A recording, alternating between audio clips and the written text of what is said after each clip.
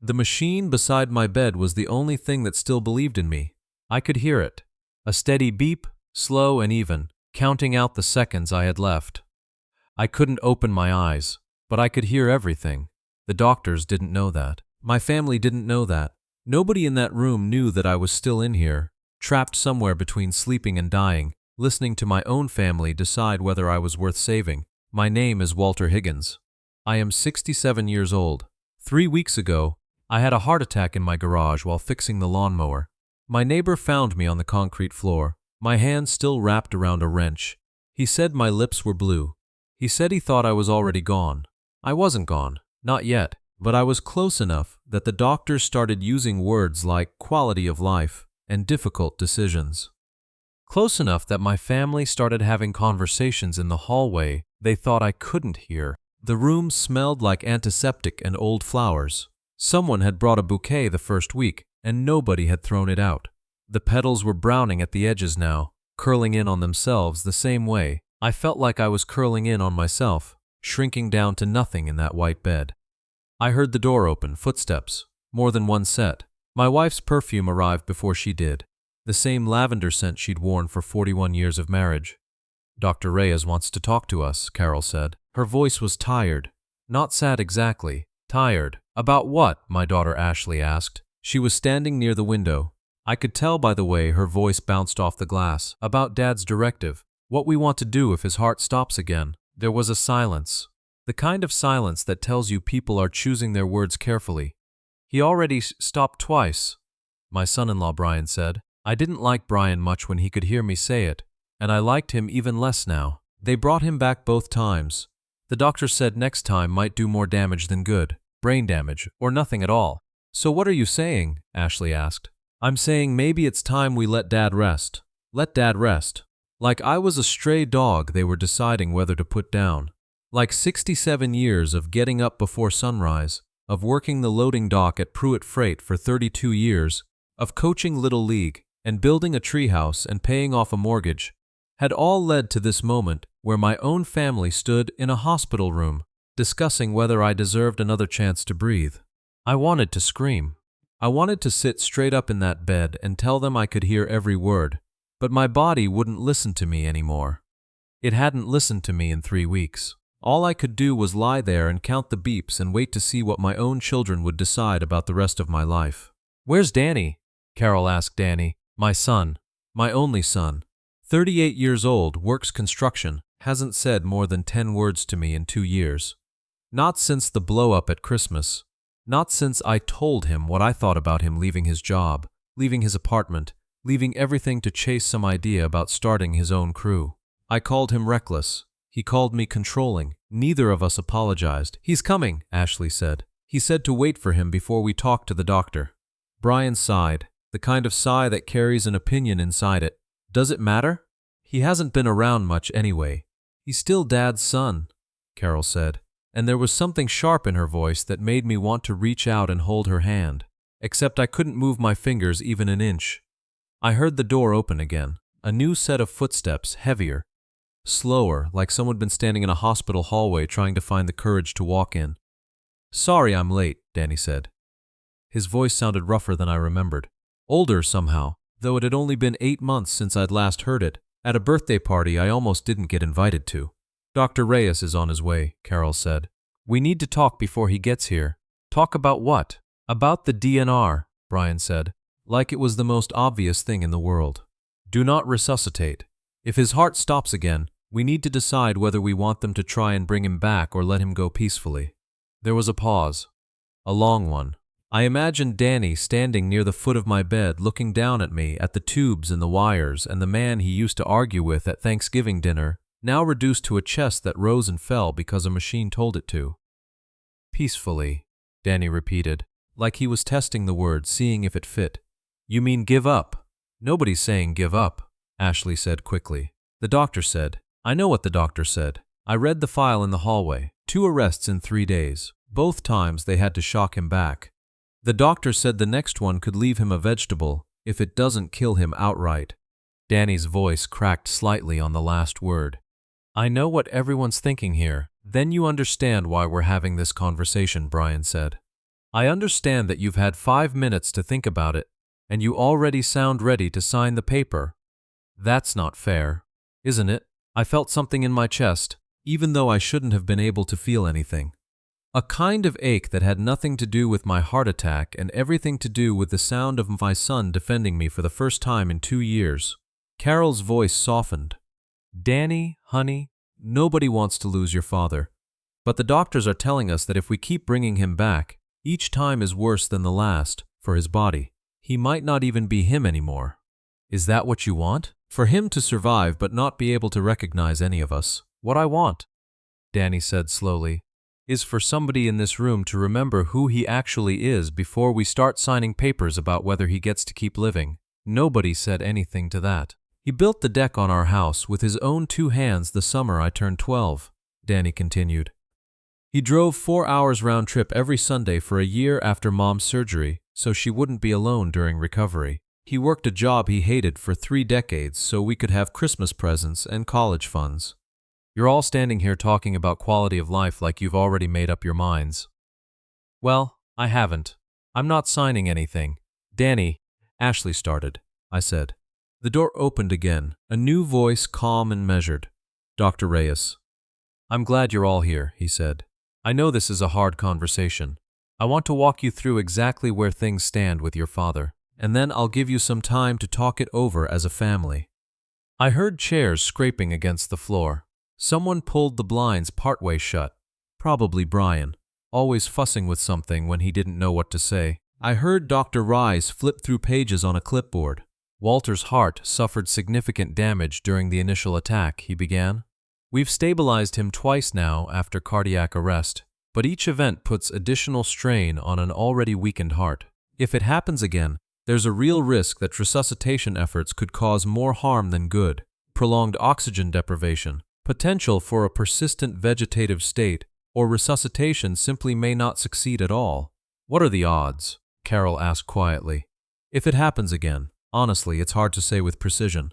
But I'd be doing you a disservice if I didn't tell you the odds of a meaningful recovery decrease significantly with each subsequent arrest. Silence again. I pictured them all standing around my bed, staring down at me, this shrinking man wrapped in white sheets, deciding my fate in the dim afternoon light, while I lay there unable to say a single word in my own defense. So what do you recommend? Brian asked. I don't make that decision for families, Dr. Reyes said carefully. I can only tell you the medical reality. The decision about a DNR order has to come from you, as his healthcare proxies, based on what you believe your father would want. He'd want to fight, Danny said immediately. He always fought. For everything. He's tired, Danny, Carol said, and for the first time her voice trembled. I've been married to that man for 41 years. I know when he's tired, even when he can't tell me himself. I think some part of him is ready. You don't know that. Neither do you. No, Danny said. But I know I'm not ready. And until somebody shows me proof that he'd want this, I'm not putting my name on that form. Dr. Reyes cleared his throat gently. There's no requirement that the decision be unanimous, but typically we look for family consensus when possible. I'll leave the form here. Take your time. I'll check back this evening. Footsteps, the door opening and closing, and then it was just my family again, standing around the bed of a man they thought couldn't hear a single word. Danny, Ashley said softly, you have to understand where we're coming from. No, Danny said. You have to understand where I'm coming from. Everyone in this room has already decided Dad's story is over. I haven't, and until his heart actually stops for good, I'm not going to be the one who decides it should.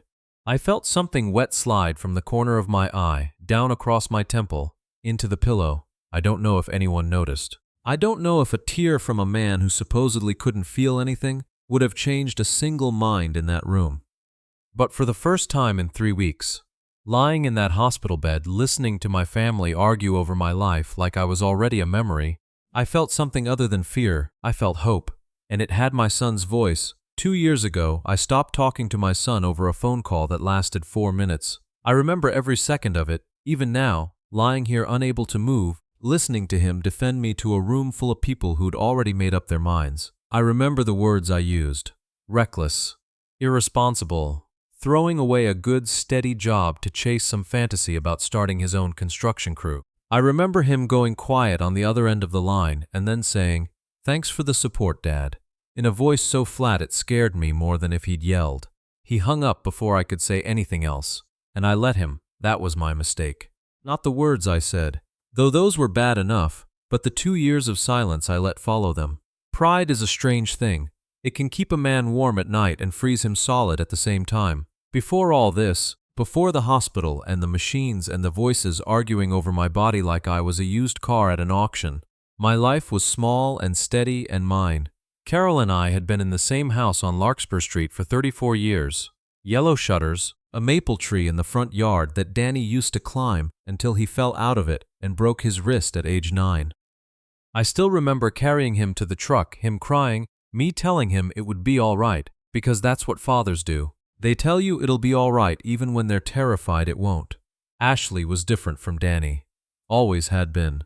She followed the rules, married a man with a steady paycheck and a firm handshake, gave us 2 grandkids and a house in a nice subdivision with a name like Willow Creek Estates that didn't have a single willow or creek anywhere near it. Brian sold insurance. He was polite, careful, the kind of man who checked the weather 3 times before leaving the house. He wasn't a bad man. He just wasn't the kind of man who understood what it meant to build something with your hands and watch it stand. Danny understood that. Danny always had. As a boy, he'd spend hours in the garage with me, handing me wrenches before I even asked for them, memorizing which drawer held which tool. When he told me at 29 that he wanted to leave his supervisor job at the plant and start his own framing crew, some part of me should have recognized myself in him. Instead, I saw risk. I saw a man throwing away stability for a dream, the same way my own father had warned me once, decades ago, before I ignored him and took the job at Pruitt Freight anyway, and never regretted it. I didn't practice what I'd learned. I just repeated what had been done to me. "You're going to lose everything," I told him that day on the phone.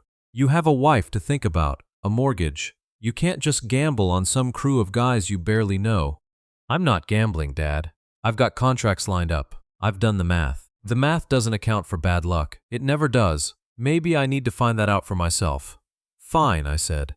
"Then find it out. Don't call me when it falls apart." He hadn't called. Not once in 2 years, except for holidays where the conversation stayed shallow enough to avoid the wound underneath. I found out through Carol that his crew had grown from 3 men to 11. I found out he'd bought a modest house outright, no mortgage, because he saved every dollar for 2 years before making the leap. I found out he was good, better than good, at something I never gave him credit for even trying, and I never told him I was proud. Not once, not until it might be too late to matter. The last real family dinner before my heart attack was 6 weeks earlier at Ashley's house. Danny came, which surprised everyone, including me. He sat at the far end of the table, polite but distant, answering questions in short sentences, leaving before dessert with some excuse about an early job site the next morning. I watched him go. I remember thinking I should walk him to his truck. I should say something. Anything. But I stayed in my chair, telling myself there would be time later, that these things worked themselves out eventually, if you just let them sit long enough. I didn't know yet that time was something I was about to run out of. 3 weeks after that dinner, my heart gave out in the garage. Now, lying in this bed with my family's voices swirling above me like weather I couldn't escape, I understood something I hadn't understood before. All those years I spent worried about Danny throwing away stability, worried about him being reckless with his future. I had been the one who was reckless with the thing actually mattered. Time with the people I loved. "He hasn't called since Christmas," I heard Ashley say to Brian later that evening, their voices low near the window while Carol had stepped out to get coffee. "Now suddenly he's the one fighting hardest to keep Dad alive. It doesn't make sense." "Maybe he feels guilty," Brian said. "Guilty about what?" "About not being around. People do strange things when guilt catches up with them." I wanted to correct him. Danny wasn't fighting out of guilt. I knew my son, even after 2 years of silence, even after everything. Danny fought because that's who he was. The boy who climbed the maple tree, even after he broke his wrist. The boy who handed me wrenches before I asked. He didn't know how to give up on anything, including a father who'd given up on him first. The next morning, a nurse came in to check my vitals. I heard her soft voice humming something under her breath as she adjusted the machines around me. Then I heard the door open again, and a different set of footsteps, lighter, more hesitant. Danny. He must have thought he was alone with me, because his voice when it came was different than it had been in front of the family. Quieter. Rawer. Hey, Dad, he said. I felt his hand close around mine. Rough hands, calloused from years of framing work, so much like my own hands used to be before age and arthritis softened them. I don't know if you can hear me, he continued. The doctor says maybe, maybe not, but I figure it's worth talking anyway. A pause. I heard him pull a chair closer to the bed, the legs scraping against the tile floor. I've been thinking about that phone call a lot. 2 years, and I still remember every word. I know you probably remember it too. I've replayed it so many times I could recite it like a script. Another pause. I wished more than anything I could squeeze his hand back, could tell him it was all right, that I understood now what I hadn't understood then. I was so angry at you for so long, he said. But sitting here, watching you like this, I keep thinking about all the things you never said, instead of all the things you did say.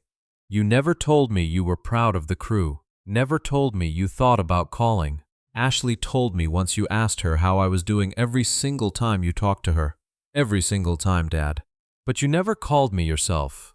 His voice cracked, just slightly, the same way it had the day before in front of the family.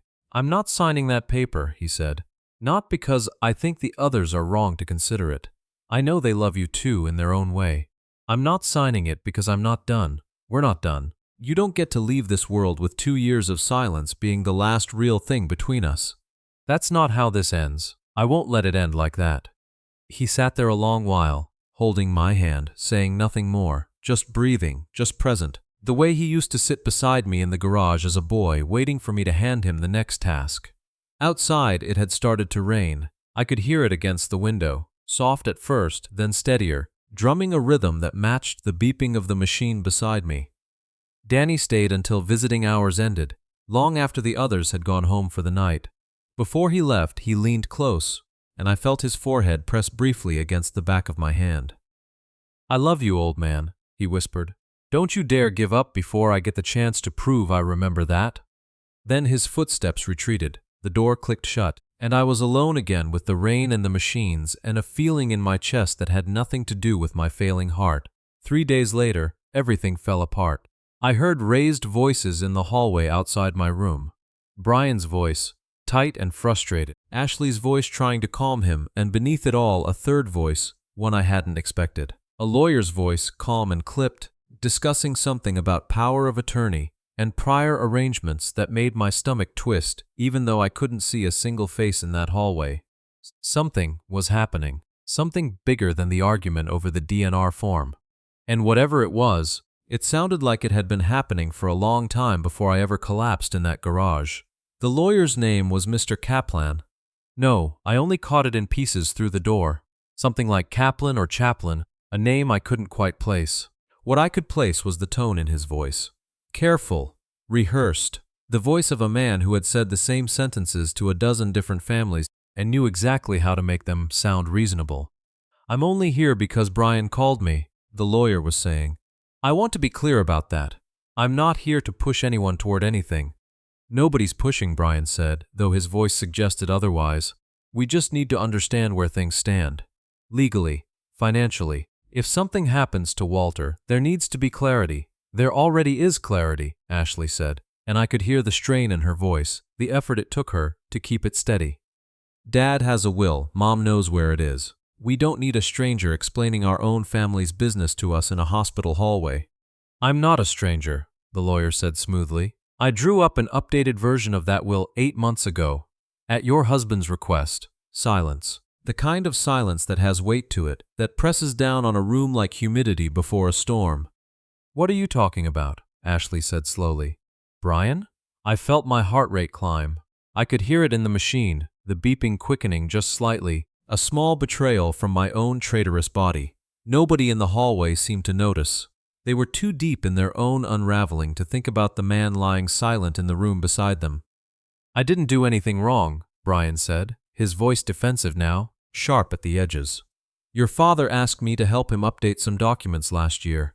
He wasn't confident in how the old will was structured.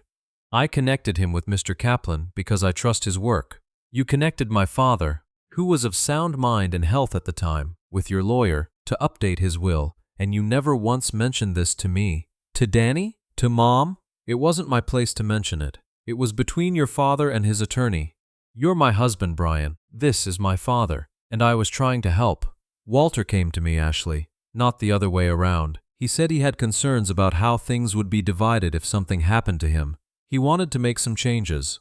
I lay there, desperate, furious, trying to summon some way to move, to speak, to tell them the truth of what actually happened 8 months ago. Because I remembered. Of course I remembered. But the memory that was forming in my mind was very different from the story Brian was telling in that hallway. 8 months ago, I had gone to Brian with concerns, yes, but not the concerns he was describing. I'd gone to him worried about Danny, worried that if something happened to me, Danny would be left out of decisions the same way he'd been left out of family conversations for 2 years. I wanted to make sure the will reflected that Danny was still my son, still entitled to his share, regardless of the silence between us. I never wanted the silence to become permanent through some technicality after I was gone. Brian had told me he understood. He'd said he would help me find a good lawyer, someone who could make sure everything was handled fairly. I trusted him. I'd had no reason not to. But now, listening to this conversation from my hospital bed, I began to wonder what fairly had actually meant to Brian. I want to see the documents, Ashley said. Now. Today, that's not really how it works, Mr. Kaplan said carefully. Your father is still alive. The documents are confidential unless he's declared incapacitated or he dies, Ashley finished. Which is exactly what everyone in this hospital seems to be preparing for. Ashley, Brian said softer now, trying to smooth things over. I only wanted to protect the family.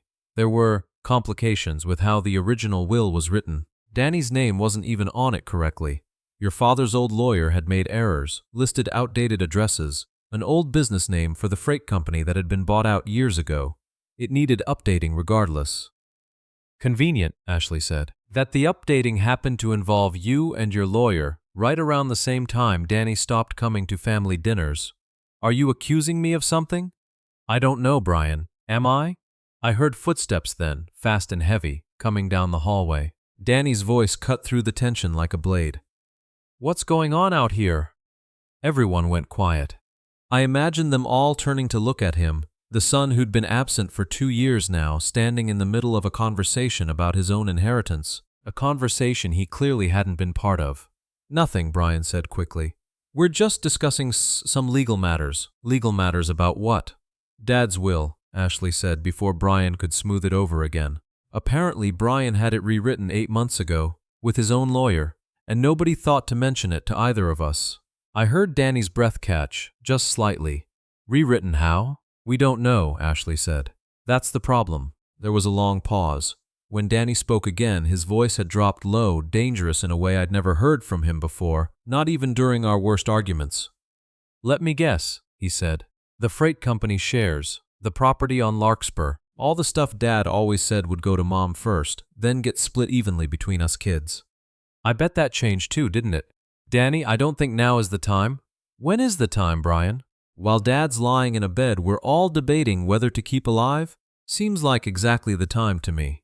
Mr. Kaplan cleared his throat. I really can't discuss the specifics of a client's estate documents without. Then get out, Danny said flatly. If you can't tell us the truth, you don't need to be standing in this hallway outside my father's hospital room. Danny, Ashley said, trying to be the peacemaker she'd always been in our family, the one who smoothed over every rough edge before it could cut too deep. No, Danny said. I'm done being polite about this. 2 years I stayed away because I thought that's what everyone wanted. I thought I was doing the right thing, giving Dad space, giving this family space. And this whole time, something's been happening behind closed doors that nobody bothered to tell me about. His voice cracked, not from sadness this time, but from something closer to fury. What did you do, Brian? What did you talk Dad into signing? I didn't talk him into anything. He came to me with concerns of his own. About what? Silence. About what, Brian? About you, Brian finally said, quiet but clear enough that it cut through the hospital hallway like a blade through fabric. He was worried about you, Danny. About whether you'd handle an inheritance responsibly, given everything with the crew, the risk you took leaving a stable job. He wanted protections in place. That's all I know. That's all he told me. I wanted to scream. That wasn't the truth. Not the whole truth, not even close. Yes, I'd had concerns 8 months ago, but they weren't concerns about Danny being irresponsible. They were concerns about being fair to him despite our silence, about making sure he wasn't erased from our family's future just because we weren't speaking. Somewhere between my intention and Brian's retelling, the truth had been twisted into something almost unrecognizable, something that painted my son as reckless and untrustworthy instead of a man I'd failed to properly forgive. I heard Danny go quiet, too quiet, the kind of quiet that comes right before something breaks. "So that's it then," he said finally, his voice hollow. Even now, even like this, he still thought I was the problem. "Danny, that's not save it," he said. "I need to see him." Footsteps, fast and heavy, coming toward my door. I felt a surge of desperation unlike anything I'd felt in 3 weeks of silence and darkness. I needed him to know the truth. I needed some way, any way, to tell him that Brian's version of the story was wrong, that I'd never stopped believing in him, that the will had been an act of love twisted by someone else's hands into something that looked like doubt. The door opened. I heard Danny's footsteps stop just inside the room, heard his breathing, ragged and uneven. "Is it true?" he said, so quiet I almost couldn't hear it, and I realized he wasn't asking anyone in the hallway. He was asking me, asking a man who couldn't answer, lying still and silent in a bed surrounded by machines that counted out whatever time I had left. "Did you really think that little of me?" he whispered, "after everything?" And then, from somewhere just outside the door, Carol's voice, sharp and startled, cut through the moment like glass breaking. "Where's the folder?" she said. "The folder from the safe deposit box. It was in my bag this morning. It's gone." Everything stopped. "What folder?" Ashley asked. "Your father's folder," Carol said, and I could hear real fear creeping into her voice now. Fear that had nothing to do with my failing heart. The one with his real wishes written out, before any lawyer got involved. The one he made me promise never to show anyone unless something happened to him. Silence spread through that hallway like spilled water, seeping into every corner. "Someone's been in my bag," Carol said, "and it wasn't any of you." The room went still in a way that felt louder than any argument that had come before it. "What do you mean, someone's been in your bag?" Ashley said. "Mom, who else has access to your things?" Carol didn't answer right away. I could hear her breathing, quick and shallow, the sound of a woman piecing together something she didn't want to see clearly. "I had it Tuesday," she finally said. "I remember because I almost showed it to the doctor when he asked about advance directives. I decided against it. I put it back in the side pocket of my bag and I haven't touched it since. I've had that bag with me every day, except yesterday." "What happened yesterday?" Danny asked. He was still standing just inside my door, one hand resting on the bed rail near my arm. I could feel the slight tremble in his grip. "I left it in the family lounge for maybe 20 minutes. I went to get coffee with the chaplain. When I came back, my bag was exactly where I left it. I didn't think to check inside." "Why would I, who was in the lounge?" Ashley asked. Another silence, this one heavier than the last. "Brian," Carol said slowly. "Brian was in the lounge when I left. He said he'd wait there in case anyone needed him." "That doesn't mean anything," Brian said quickly, too quickly, his voice climbing half an octave. "I was there because I said I'd wait for the lawyer. That's it. I didn't touch your bag, Carol. I didn't accuse you," Carol said. "I only answered the question." But something in her voice told a different story. 41 years of marriage teaches a woman to hear the difference between an honest denial and a rehearsed one. I could hear it too, lying there useless in my bed. Brian's voice had the same practiced smoothness it carried when he'd explained away the will rewrite. Too composed, too ready. "Search my bag if you want," Brian said, an edge of wounded pride creeping into his tone. "I have nothing to hide." "Then you won't mind if I ask Mr. Kaplan a few questions," Danny said, stepping toward the door. "Since he's still out there in the hallway." "Danny, don't," Brian said, and for the first time, real panic slipped through the careful control in his voice. That single moment, "don't," told me everything I needed to know. Even trapped as I was, even unable to open my eyes or move a single finger, a man with nothing to hide doesn't panic over a simple question. Danny walked out into the hallway. I heard muffled voices, Danny's low and controlled, Mr. Kaplan's higher and hedging. A minute passed. Then two. When Danny came back into the room, his voice had changed completely. Gone was the confusion and hurt from moments before. In its place was something colder.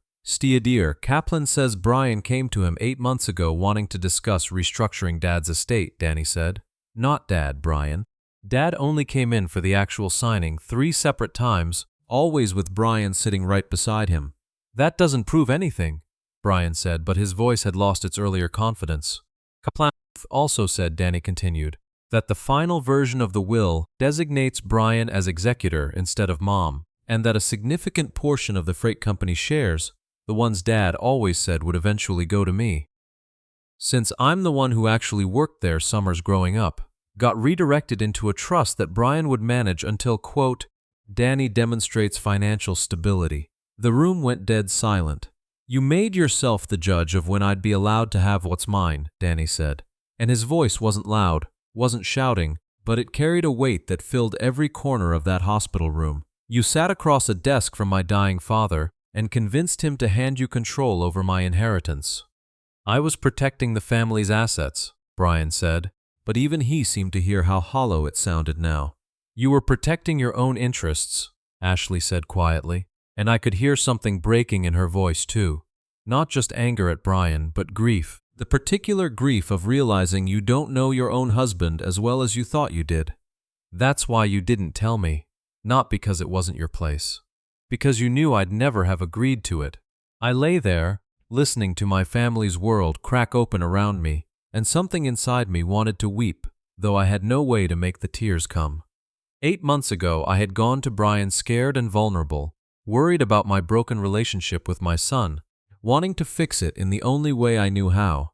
Through paperwork, through inheritance, through the language of provision since I couldn't find the language of apology.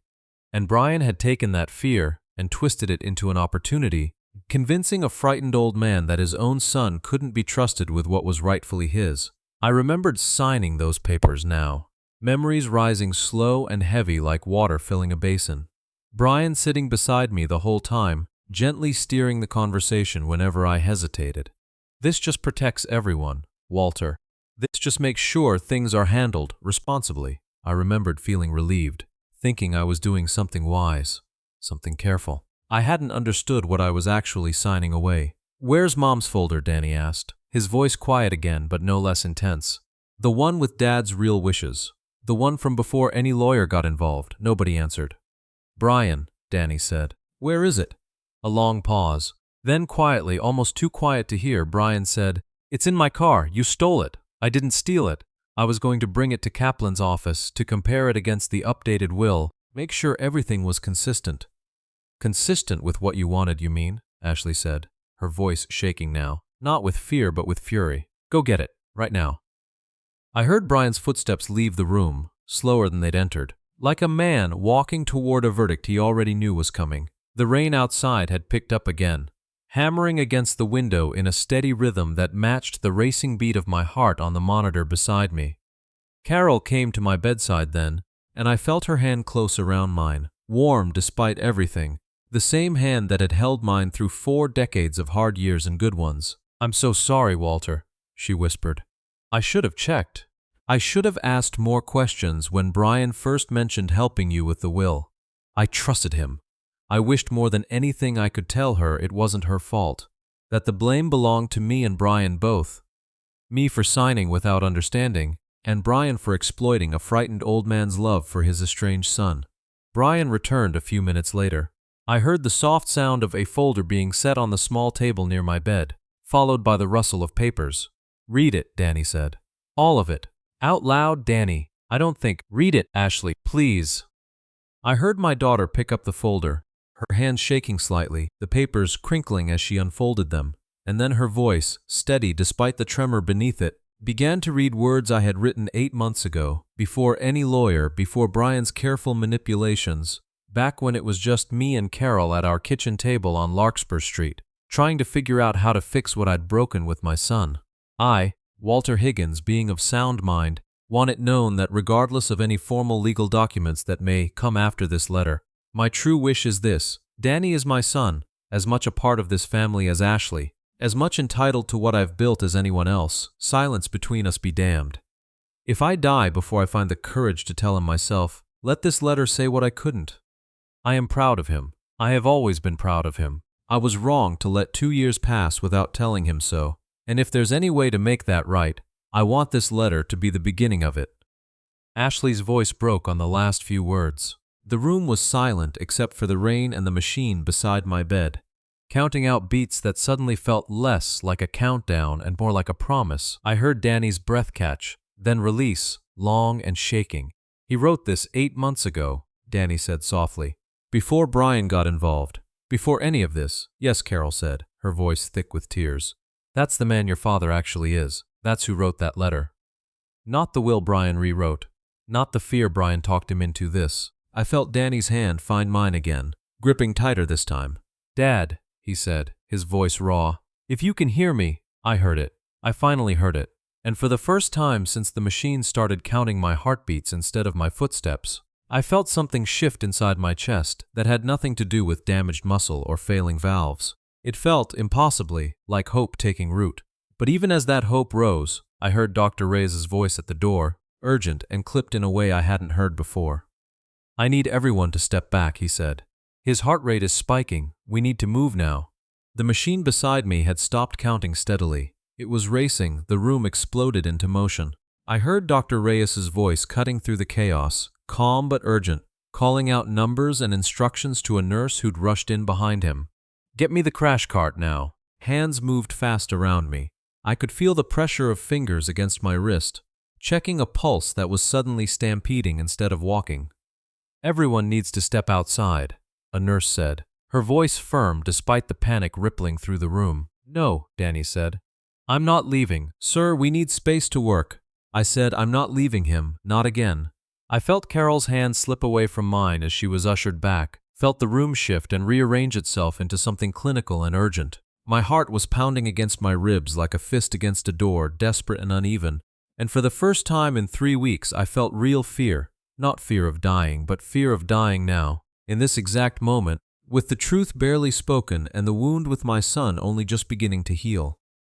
"He's in V-fib," I heard Dr. Reyes say, "charging to 200, everyone clear." There was a sound I'll never forget, a sharp electric snap, and then my whole body convulsed on the bed, a violent jolt that shouldn't have been possible for a man who couldn't move a single finger a moment before.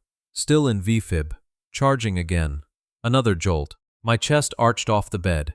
Somewhere in the chaos, I heard Danny's voice broken and pleading. "Come on, Dad, come on. You don't get to leave now." "Not now," charging to 200 clear. A third shock, and then impossibly the frantic rhythm on the monitor began to slow. Not stop slow. Steady itself, like a runner finally finding his stride after stumbling. The room seemed to exhale all at once. "We have a rhythm," Dr. Reyes said, relief evident even in his clinical tone. "Sinus rhythm, stabilizing. Good, good." I felt hands continue to move around me, adjusting wires, checking readings, but the panic had drained out of their movements, replaced by the careful efficiency of people who believed for now that the crisis had passed. "That's 3 cardiac events," Dr. Reyes said quietly, to whoever remained in the room. "I won't lie to you, this is exactly the scenario we discussed. We were fortunate this time. I can't promise fortune again." "He fought," Danny said, his voice hoarse. "He hurt us. I know he did. He fought." 3 days passed in a blur of half-consciousness.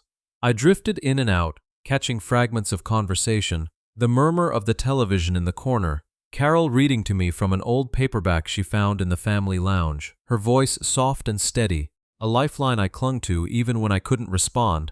On the 4th day, I opened my eyes, really opened them, for the first time in nearly a month. The world came back slowly, blurred shapes sharpening into the white ceiling, the beige curtain, the chair beside my bed where a man sat slumped forward, elbows on his knees, hands clasped like he was praying. Danny. He hadn't noticed yet that I was awake. His eyes were closed, his face lined with an exhaustion that went deeper than a few sleepless nights. I tried to speak, and at first nothing came out but a dry, cracked whisper. "Danny." His head snapped up. For a moment he just stared at me, like he couldn't quite believe what he was seeing. Then his face broke open. That's the only way I can describe it. Years of hurt and hope and grief all crashing together into something that was half a sob and half a laugh. "Dad." He was out of the chair and at my side in an instant, his hand finding mine, gripping it like he'd never let go again. "Dad, you're awake. You're actually awake. Water." I managed, and he scrambled for the cup on the tray, holding the straw to my lips with hands that shook slightly. When I could finally speak again, my voice was rough, barely above a whisper. I heard you, I said. All of it, every word. Danny went very still. The hallway, I continued, forcing each word out. The will, the letter your mother read. I heard everything, Danny. I couldn't move. I couldn't tell you I was there, but I heard you fight for me. His eyes filled, and this time he didn't try to hide it. I meant every word, he said. I'm sorry it took almost losing you for me to say it. I'm sorry it took almost losing you, I said. For me to admit I was proud of you all along.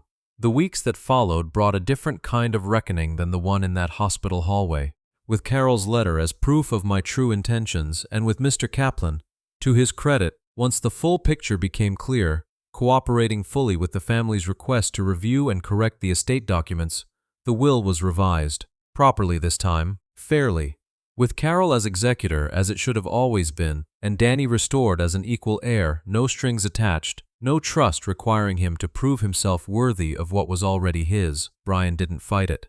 I think some part of him knew, once the truth came out into the light, that there was no version of events where his actions looked like anything other than what they were. He and Ashley separated a few months later. Not entirely because of the will, Ashley told me one afternoon, while helping me with physical therapy exercises in the living room, but because the will had cracked open something in their marriage that had been fragile for longer than either of them wanted to admit. I won't pretend that didn't hurt me too, but I've learned, lying in that hospital bed with nothing to do but listen, that sometimes the truth has to break something before it can build something better in its place. Danny came to the house every Sunday after that, not out of obligation, out of choice. He'd bring his tools sometimes, and we'd work on small projects together in the garage. Nothing big, nothing that strained my healing heart, just enough to remind us both of who we used to be to each other. Before 2 years of silence got in the way, one Sunday, about 6 months after I came home from the hospital, Danny sat across from me at the kitchen table, the same table where I'd written that letter to him in a moment of quiet desperation, not knowing if I'd ever find the courage to say the words out loud. I've been thinking about expanding the crew, he said, taking on bigger jobs. Commercial work, not just residential. Yeah, I said. That's good. That's real growth.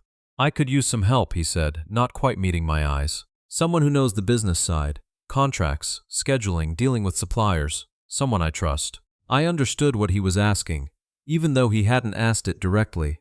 I'm 67 years old, Danny. I just had 3 heart attacks. You're the sharpest guy I know when it comes to running a crew fair and square. Doesn't have to be full-time, just, I don't know, a few days a week, advice when I need it. I'd like to build something with you, Dad, for real this time. Not in spite of you. I felt something in my chest that had nothing to do with damaged heart muscle. I'd like that, I said. I'd like that very much. That evening, after Danny left, I stood at the front door and watched his truck pull out of the driveway, taillights disappearing into the dusk. Carol came up beside me, resting her head against my shoulder the way she'd done for 41 years. You did good, Walter, she said. Not perfect, but good. In the end, that's what matters. I thought about the man I'd been before the heart attack. Proud, stubborn, more comfortable with silence than with apology.